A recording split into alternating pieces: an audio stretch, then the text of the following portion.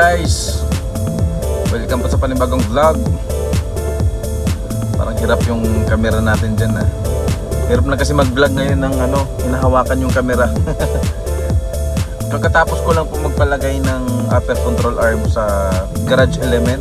So nagpalagay na ako ng upper control arm kasi para mas gumanda pa yung play ng suspension ko dito sa front. Kasi napapansin ko parang may nginig siya ng konti dito sa front pag nasa high speed ako. So yun, nag-decide ako na magpalagay na. Kasi dati hindi ko siya isinama nung nagpa Ride Max and King Spring ako.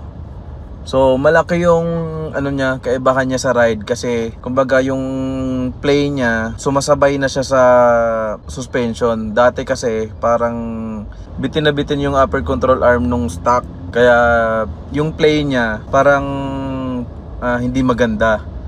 So pinalitan ko na para hindi stress masyado yung UCA, diba? So mas maganda na yung play niya kasi mas mahaba siya ng konti kumpara natin sa stock na medyo nahahatak siya kasi naka 2-inch lift na to.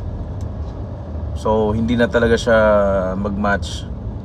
Ang binili ko ay Pro Fender na UCA at ang price niya ay 23,000. Okay. Free na yung installation nun. Pupunta naman tayo ngayon kay San Lorenzo Auto Supply para magpapa-align kasi syempre nagbabago yung alignment natin. Yung manibela ko straight pa naman. Yung may kabig lang siya ng konti sa kanan. So yun yung ipapakorek natin. Tapos bago ako umalis kanina, chinik ko rin yung langis. So kailangan na rin siyang ipa-change oil kasi ang last na change oil ko dito is noong Holy Week na 80,000, 79,000 mag 80,000 na yun nung nag-Luzon, Visayas, Mindanao trip ako. So na siya ngayon, na siya 84,000 na siya ngayon. So kailangan ko na siyang mapa-change oil kasi ganun lang talaga ako mag-change oil. Hindi ako nagte 10,000, hindi ako mga 7,500. Pag nag-change oil ako, kahit fully synthetic pa yung gamit ko, ang interval ko lang talaga is 4,000 to 5,000 kilometers lang. So gusto ko malinis lagi yung langis para maganda yung nalulubricate ng turbo natin, ng piston natin, hindi masyadong magaspang. So kumbaga parang laging maganda. Okay? So yun, dito na ako sa may Quirino Highway at punta tayo ng San Lorenzo Auto Supply para ipagawa natin to.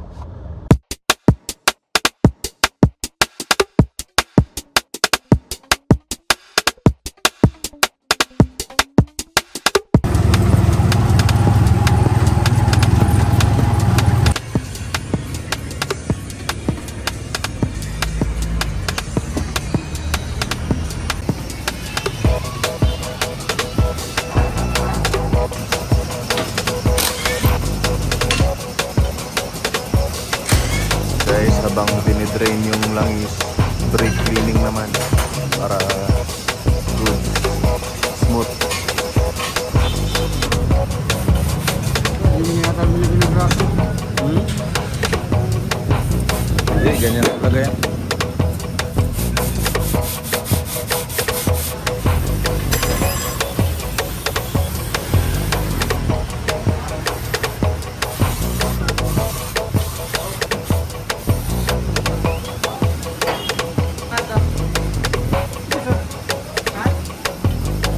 Butin lang yan.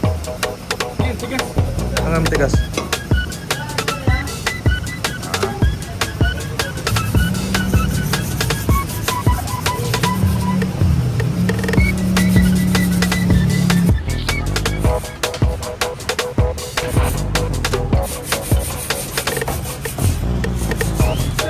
Ang dumi, ha? Manipis na? Wala na tayong mabilhan, no?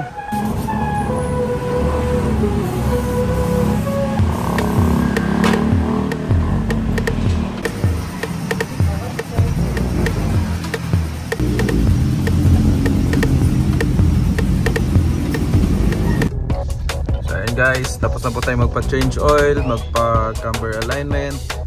So ito yung labor natin guys, totally. Tapos yung langis na binili ko is 37 Zik. So maganda naman siya. Nagamit ko na yung langis na yan sa ano ko dati, sa Hyundai Accent na diesel. Maganda siya, Korean made siya.